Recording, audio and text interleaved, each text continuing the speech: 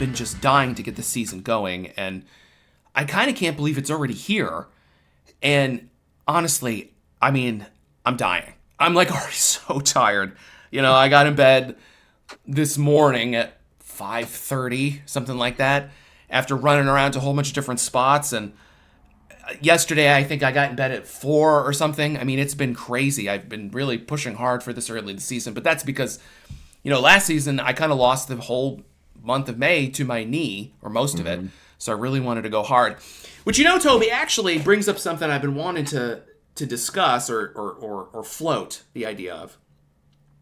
I was watching the show Conan Must Go on HBO. Have you seen it? I have not, but I'm familiar with it. I haven't checked it out yet. Okay, yeah, it's great. So Conan goes on, like, he like travels around. It's hilarious. It's just silly shenanigans. But he goes to Ireland and he's talking to this woman about like local terms and stuff. And she said that in Ireland there's a term going on the lash, or let's go on the lash. Mm-hmm. And it basically means let's go get hammered, or like let's go, you know, like let's go party, right? Let's get after it. Yeah. And I was listening to it and I thought, man, that's such a good term for what I'm doing, for what we do, where you start fishing at sunset and you're still fishing at sunrise. Like, we're going on the lash, and it works on so many different levels, and I love it because you're kind of half hammered by the end, anyways, because you're so deliriously tired, especially if you do it multiple nights in a row. And you know, I mean, casting, lashing, I don't know, it kind of works.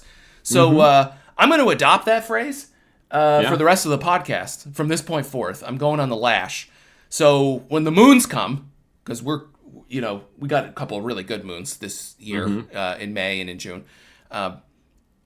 I'm going to go on the lash, and I'm going to fish all night and get in bed at 5:30. So when I say, oh, man, I really went on the lash last night, all the listeners will know what that means. What do you think? Yay? Nay? Yeah, I like it. I have not yet myself gone on the lash, so I haven't quite experienced that yet, but I like the term, see where it goes for sure. That's great. But you know what, Toby?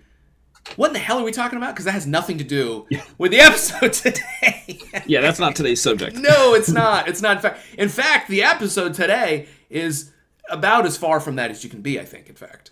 So yeah, although it can be a result of going on the lash, and when your mind isn't quite there in a way. That's we're going to be talking. It's going to be our first of hopefully something we plan to do throughout the season. Something where when something happens on the fly, it's an experience that is current. We're going to talk about it. We're not going to do it so close that we're going to burn anything we might be on, a bite or an experience or something that might tip some of our more astute listeners to what we're doing, but we'll do it close enough where it's still applicable, and that's the hot takes as the season comes around. So we're going to start off. The first hot take of the season is spring mistakes and things we did wrong or screwed up or just didn't go about in the right manner. Yeah, I mean, we could start on a positive note, but let's just really attack ourselves and completely refute the fact that we know what we're doing right away. I feel like that's how you make a successful podcast, is by pointing out your flaws immediately, correct? Yeah, it's like we jumped into the episode at the beginning of the run about lures we hate rather than we love. So let's go the opposite direction of what we should do or what you expect. That's right. So to get it started, I'm going to start off, if you don't mind, I will tell my spring mistake story and hopefully what I'm going to learn from it. And that's just a matter of sticking with the wrong lure, the wrong plug for far too long when you've got results proving otherwise. And what I mean by that is I was out a couple of nights ago. It was my first late push into the night. Not quite yours where you're coming home at the hour that you did, but I actually probably was getting home around the time you went out the last few nights. But still, for me, this early in the season, even to be rolling into bed at 1 a.m. is on the late end. And I was fishing with Jay, and he was getting fish. He wasn't like hammering them, and he had been on a couple of nights, found some fish, was hitting them on a sluggo. You know, nothing out of the ordinary, but I was just dead set for some reason. I wanted to catch a fish on a bomber. And I don't know why. Like, I don't have a good reason, explanation as to why I was like, I want to catch on the damn bomber. I even said to Jay, like, I should switch, but I'm still throwing. I changed the color, but I'm still throwing a bomber. So I just stuck with it. I had maybe a hit. Like I wanted to tell myself it was a hit to keep going and keep myself from changing. But I slugged it out with the bomber and had nothing to show for it. And it wasn't actually until I broke a bomber off because I got hung in a snag and lost it, which even that in itself doesn't happen a whole lot. It was like a sign from the fish gods to stop throwing this. I switched over to Sluggo and I got a good fish right after that. So Interesting. You slugged it out on the bomber, but you should have been sluggoing it out. yeah. Yeah. See what I did there? You see? Yeah. Is that good? Yeah. So let me ask you. This is a very obvious question, I think, but the reason you stuck with the bomber, was it because you wanted to catch on the bomber, or because this was based on past experience? Like, I mean, this spot, yeah, I've done well on the bomber here a lot of times in past years, and I don't throw the bomber a whole lot anymore. Like the 7-inch bomber used to be a staple in my surf bag in a whole lot of different scenarios. Now it's like super limited. There's like 2 scenarios that I throw it now, and even that, I mean, sometimes they'll just go for a walk in those places. So I have caught well on it in this place, but there was just something like it just got into my head, and like sometimes I'm stubborn, or I'm like, yeah, the bomber's gonna work tonight, or if it's the needlefish, and I'm like willing it to happen, trying to force it, and I was trying to force the bite the other night because there was no reason it shouldn't. Because I'm looking at it, I'm like, if I'm hitting bottom, I'm getting down in the water column, and like Jay's throwing his Sluggo, even with like a 1/2 ounce head on it, it's not like he was getting deeper than me. Not like he was going shallower. Like we were in the same piece of the water column. You put a 7-inch bomber next to a 9-inch Sluggo, roughly the same thing, especially with a tail on the back of the bomber. So I'm like, I was arguing with myself, this should be working. Yeah, especially early on in the season like that, it's a little bit less subtle, right? Mm-hmm. I mean, they're kind of on it or they're not. Yeah, and it didn't make any sense and it not to work. So it's like I said, I get that in my mind sometimes where I get really stubborn, and I think that might have just been it. And I was stubborn to a fault. And I mean, if I hadn't broken that thing off, I don't know if I'd ever switched. Because then I also then my pride comes into it too, and that starts combating it where I'm like, I don't want to just give in to catch a fish. Like I have to prove my point to myself on what I was throwing, and then, oh, okay, now I can switch. See, I was right. That was the right thing to throw. And which is hilarious because you're with Jay, which is like the person in the whole wide world you need to prove anything to the least.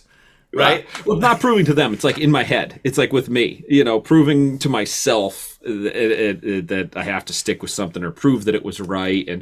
And also, I think a piece of it too was the beginning, at the beginning of the season, like not fishing where I thought there was any, I've never topped out anything over like 35, 36 pounds here. So I'm not worried that I have to maximize much more, that I'm really heavily missing out on a chance because I'm sticking. So there were all these like factors that came together that compounded and made it worse and easier for me to stick to the wrong damn thing.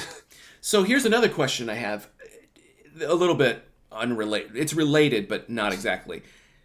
Are there other situations you get into where you stick with a lure because you really like it, like you really want to use it just because you're like, oh, I like this plug? Does that ever happen with you? Not really, because once I get into the meat of the season, I keep my plug bag so limited to begin with, the selection, the number of lures that I'm bringing, even if they're all pretty similar, and I'm so confident that any of the like 4 or 5 are the right thing. I mean, I'll go 2-3 casts and then switch to the next one, and I really cycle through, and I very rarely in that meat of the season, as I keep referring to it, where I'm like legitimately targeting the bigger fish, I think the chance is there. It's less likely that I'm going to try to force a plug. Even if I get something new and I want to try it, if I'm trying to break in a new plug or learn something, I don't force it. I don't stick with it. I bounce between what I have, and I might even be quicker to jump off of it. Like I said, like 2-3 casts and then cycle, because that next one in rotation has produced there. So I don't know. It's just a mistake I made. Yeah, I think trying to force it is a very common error for anglers beyond surf. I mean, this is just anglers in general. They hear something's good, they want it to be good, that's been good in the past, or they have nostalgia about it. So they have an emotional connection to the lure, so they want to use it. And I think in that way, it's not really a mistake, but you're hurting your catch rate. Like if it's like anything else. If you're saying, well, I only want to catch if I'm going to use this, which could be I'm only want to use artificials. I'm not going to use an eel. Well, you're kind of making that qualifier. So if you're like, you know what, I know I could catch on a darter, but I really want to use a swimmer. Well, that's fine. You're not going to catch as many fish, but to me, it feels wrong. Like there's nothing wrong with it, but to me, that feels wrong. And each night, which is what you're saying, you should have like sort of a plan, a few patterns, a few whatevers, and then you should start fresh, essentially. You know what generally works, and then when you actually get there, you have a spectrum of things sort of deal. Right? I mean, that's how you and I'll test. I'll bring, like I said, I'll kind of bring and try things. But if I'm trying something, I'm bringing something new to the equation. Even in that, I never try to push it on itself. The only time I like force it is, way back in the years when I was trying to figure out how to fish a needlefish or figure out a jig or something. Like I forced myself then. But nowadays there's not much that I haven't figured out or gotten my experience with yet, or then have to force that in. And when I did those, the only way I was able to ever really do it was a plug bag with nothing but the needlefish, or just bring jigs, or whatever the case may be. That's a great point, because that does definitely refute a bit what I just said, which is that if you are learning, you sort of do want to put on the blinders and stick with something, even if other things are working, to see if you can figure it out. I mean, obviously, in this particular case for you, that was not the goal at all. So it doesn't make any sense. There was no figuring out. It was just like stubbornness and wanting. Yeah, that's really interesting. And even a willingness, again, because of the time of the year, it's early.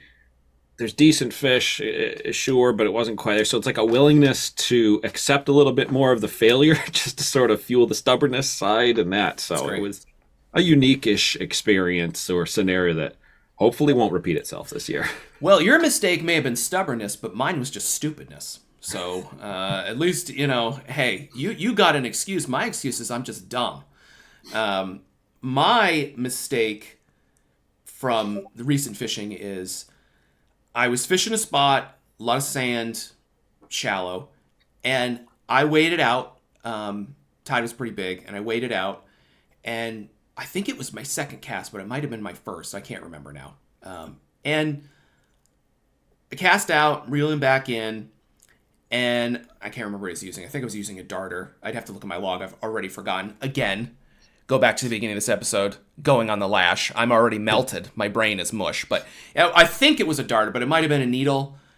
Honestly, I can't remember. It doesn't matter. And I got the lure in to the point where I was slowly lowering my rod because I was trying to keep the lure down in the zone. And I started to lift my lure, and I saw it bubble on the surface 10 feet off my rod. And then this fish just exploded on it. I mean, wham, just throwing water back and forth. I mean, absolutely slashing. And then I can't even react. I've got 10 feet of line out, and it just burns off drag and then pops off. And I was like, oh, you idiot. You dumbass. And so my mistake simply was not starting by casting further back. Like, I was making the assumption, well, I'm going to be standing in knee-deep water. There's no way that there's going to be a big fish. If small fish, I don't care. I don't really care. But there's no way there's going to be a big fish right up on this sort of flatty type of thing, which doesn't exactly describe the spot at all. But and I waded right out. And I'm an idiot, basically, is what I'm coming down to. And I'm urging everyone who's listening to this to start by fishing far back, because it's amazing that so many anglers assume there's a certain depth, there has to be a certain depth or a certain water movement or a certain clarity or something like that, and that otherwise the fish won't come into it. They won't do that. And that has been proven wrong to me so many times. Stripers will break every rule. They'll do everything they're not supposed to. In this particular case, I mean, I'm not going to tell you that fish was 40 pounds. It was definitely not. I'm not even going to tell you necessarily it was over 30 pounds. But I'm going to tell you right now it was at least over 25, because my drag does not slip with a fish that's smaller than that, unless it's like exceptionally weird situation. So for that fish to be in knee-deep water, again, sort of breaks the rules, right? And if I had just taken one cast, I mean, what am I doing? I'm not wasting any. I mean, I'm wasting one cast? What is that? 1 minute, 90 seconds. One cast. If I just wasted that one cast, I could have had that first, what would have been probably the first nice fish of the season. And so, I know guys, very famous anglers like Tony Sketsko and stuff will start way up. He used to start way up high in the sand. And I think that it was a good reminder for me to, not make assumptions based on previous experiences. So that was I was shocked. I mean, it was great. It was a great surprise because honestly, I didn't think there was any fish of that caliber around, but that was also a mistake. So now, do you think that fish was definitely, that's where it was holding? Or do you think there's a chance that it followed it to that point and there was something that triggered it? Something in the way your presentation changed, something in the fact that it broke the surface, that now it's action, that's what triggered it? Are you pretty set that that's where it was hanging? And if so, why do you think that versus it followed it to that point? So that's a great question. Before I answer it, I will point out the end result's kind of the same. Unfortunately. Yeah. I mean, if it's the depth, if it's something about the lure rising, if it's that it's going to get away, right? It's still, I should have started back farther. Mm-hmm. But I do think that it had something to do a bit with the bait. The bait was running close to shore, I think. And I'm not a huge bait guy, as I'm sure will come up over and over and over. I'm much more of a structure, pattern, tidal, wind, weather kind of fisherman. But I think in this particular case, in this particular night, the bait was close to shore. I was getting bonked in the leg by it later on. And I should have known that because this is a spot that I know that happens. So I was being dumb. Again, being dumb. But, sometimes you got to make these mistakes early in the season so you don't make them when that fish isn't 25, it's 45. So maybe I just needed to sort of relearn that lesson. Mm-hmm. But I think that's what happened. Now, I think the fish, I don't think it was swimming in knee-deep water. No. I think it followed it. But I do think it might have been swimming in thigh-deep water. So, versus the waist-deep, which I might have waded out to normally. Mm-hmm. So, you know what I'm saying? So, how do you handle that? Do you stay back? I mean, or are you like, no, I know I always go right to the spot and I'm always like, that's just what I do? There's a couple of spots where I have had fish. I've told a story a couple of times, literally casting behind me. Yeah, that's right. You've told me those stories. Yeah, that's right. And there I sometimes will cover it in between, but more often than not, I just go right to my spot. It's the maybe 1 or 2 times out of like 15, I'll maybe say, I'm going to take the cast in between because I don't know, I just get so set with going to where I'm doing, and I get into this a routine, and to a fault at some points. I'm sure I'm missing some fish that were in closer, and really for the most part for me, the ones that I have landed that have been in close have been on the smaller side, aside from the funny story Absolutely. About the eagles casting back. So yeah. I'm kind of like willing to pass on those, but occasionally I'll be waiting to where I'm planning on fishing, and I'll spook fish. Like then I'm like, I guess I really should have tried to cast. Absolutely. Yeah. I mean, and that's exactly how I am. I mean, I know I want to stand here, here, or here. And I've got that so locked down that I'm going to play the percentages. 97% of the time, that's going to be the thing. And if I waste time back here, I could be missing a fish over there because I'm here for a specific reason, a specific time. Mm-hmm. So I'm with you. But man, in this particular case especially, there was no excuse for me to take one cast. Just one cast. I know what lures work the best here. I know that the fish sometimes come in close. There was no excuse for me to doing that. So that was really a big mistake. And, I should have known better. One thing I just kind of actually popped in my head as you're saying that I will do regarding fish that might be in closer. If I know, hey, let's say I'm where I can wade to wherever I'm going to cast, my casting perch. And I know there's nothing, like say I don't fish to that when I get to it. Even if I know the majority of the fish come at the extent of the cast, but I've taken some in between, I will stage my first couple of casts. So, if 100% Absolutely. Distance is where I generally get the biggest fish, I'll do at least 1 or 2 or maybe even 3, depending how far out it is, shorter casts to swing through. My thought has always been, since I have taken some inside closer, something might spook those. So to get those fish in between rather than casting out. If I hook up on the big fish right away, but my line swings through where that fish comes through where those others are holding, I might push them off, where it's less likely that those ones I catch in will spook the others. Like, I don't have any hard result to say that, but it's sort of the story or the picture that I build into my mind. And I definitely play that regularly at a couple of places. Interesting, because I do the opposite, and I like what you're talking about. I start with, like, I know that the fish are in this zone here, generally, 97% of the time again. And then if I don't, in a certain number of casts, a certain cycling of plugs, and a certain, whatever, then I'll start, like, okay, well, then sometimes they're over here, and I'll do that. But I'm picturing one spot in my head right now. To do that, I'm doing exactly what you're talking about, where I'm disrupting, for sure, if they were in, area B, C, D.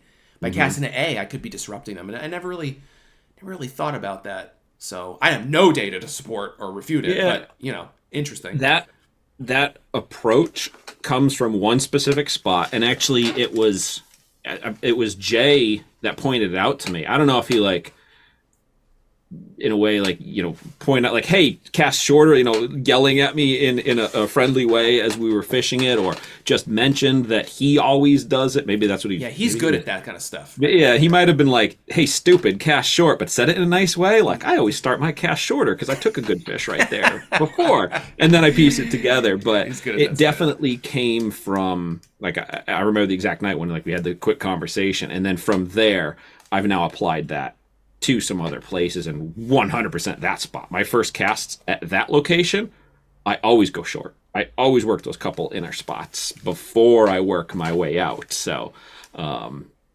conceptually similar to the wading in, but more with just when I'm casting to.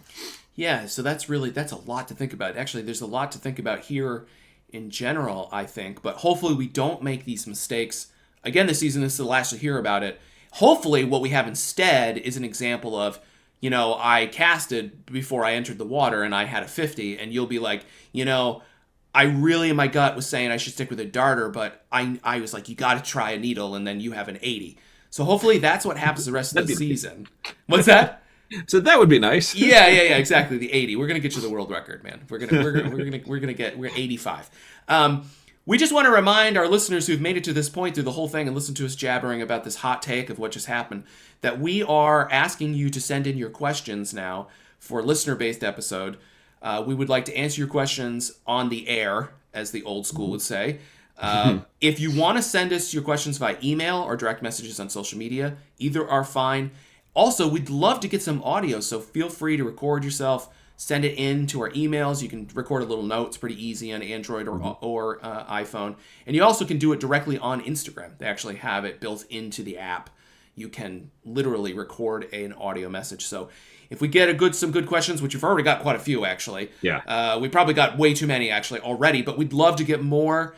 And it may even spur a whole conversation, just one question. So go ahead and send in your questions. We really like it. If you would consider doing the audio, and we will see you on the next edition. And good luck in your fishing as we really roll into the meat of the season. And here's to fewer mistakes.